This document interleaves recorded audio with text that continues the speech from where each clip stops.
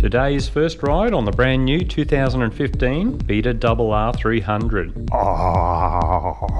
Hey, hell, what's with this trying to intimidate the Beta with all these big fat pumpkins? The first thing that stood out was the engine. Now I can see why everyone raves about it. It has so much grunt, but it's extremely user-friendly and very linear.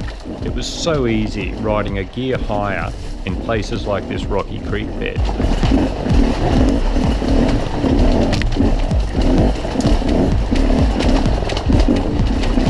It's so much easier to wheelie as well, in part due to that incredibly smooth power, but for some reason it just seems easier to balance on than the old Kato. The KTM actually has a slight weight advantage, but the Beta feels lighter and easier to throw around, something a lot of the bike reviews mention, and I'd have to agree with. I'm very tempted to get that second set of wheels with Trials tyres and try this baby out in the Trials Club. Suspension, I must admit I'm not really qualified to comment much, as I just tend to ignore suspension and ride, but it certainly seemed to soak up the bumps and jumps well at speed with my 90 kilograms weight, and worked well in our rocky sections. It all really comes together as a package when the terrain gets rougher, and I can see why everyone loves the lowest seat height on the Betas. Even with my long legs, it was just that bit more manageable when I had to paddle with the legs.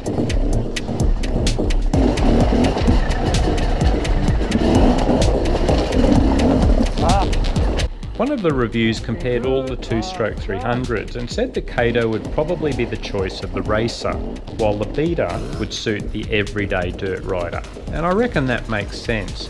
For the vast majority of dirt riders, the Beta would have to be a great choice. It's so user-friendly, whereas a top rider who can ride in the power band constantly would probably find the KTM had the edge.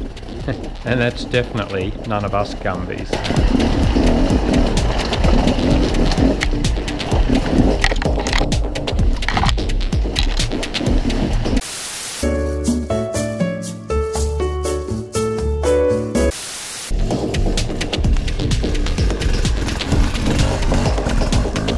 The dealer said the stock jetting is set up for Australian and North American conditions and is generally too rich for Australia. That was evident pretty quickly with spooge dripping from the muffler in no time at all. He's got a few nasty traps here. Apparently there's a Suzuki needle that works well, which I'm going to fit now that she's had her run-in ride. I'm told the engine will then run even better. Can't wait to see this, as I'm so impressed with it already. Everyone's heard that hackneyed expression, modern two-strokes are like four-strokes. This is the first smoker I've been on where I could actually believe that.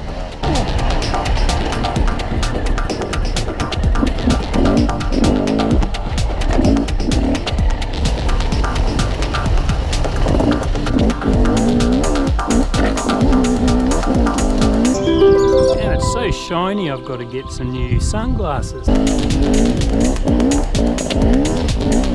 This bike is going to be a hill climbing beast.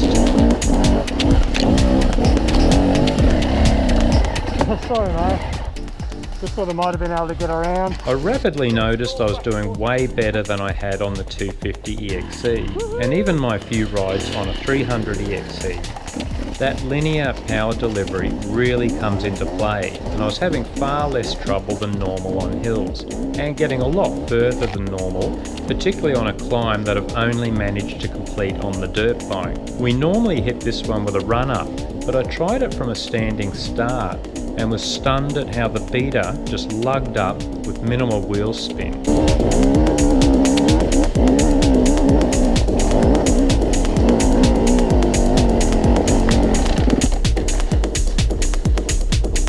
Instead of changing springs to adjust the power valve, the Beta has just the one screw to take it from mild to wild.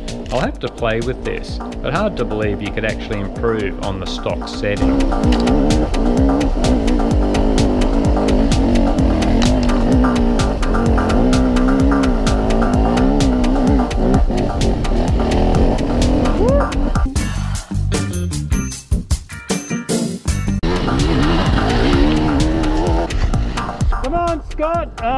so close.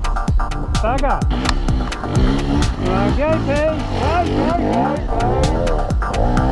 Go. He's got it. So what's not to like? Probably too early to tell at this stage. The only thing I could really pick was the foot of the side stand is ridiculously small, and it will sink into soft dirt and drop your bike within seconds. An easy fix with an alloy plate welded or bolted to the bottom.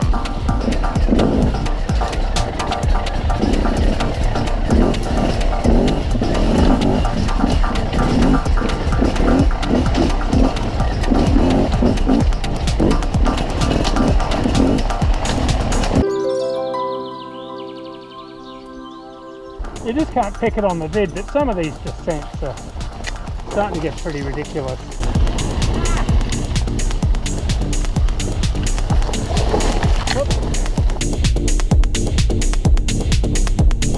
Before opting for the Beta, I googled around a lot for the design flaws and common issues, but couldn't really find anything beyond soft suspension, which has now been addressed in the later models. No doubt there are going to be issues, and I'll report back, but owner reviews are consistently very positive, which is remarkable for a bike that's only been around for about 4 years.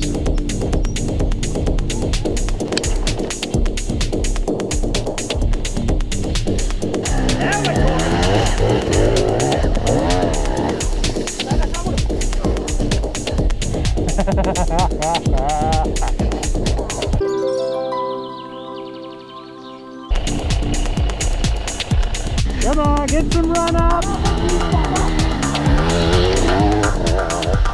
It's hard not to rave about this Beta, especially at $2,000 less than the pumpkins here in Australia. But I'll do a more comprehensive assessment after a few more rides, and particularly if I can find some issues with it.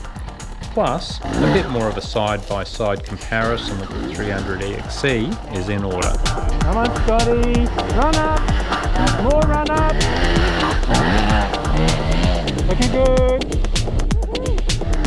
Go, go, go! Go, go, go, go!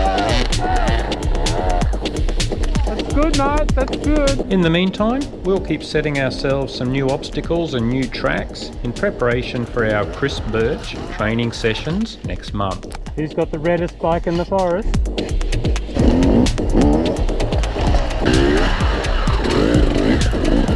Watching videos of Chris Birch ride in extreme enduro events is somehow inspiring and demoralising at the same time.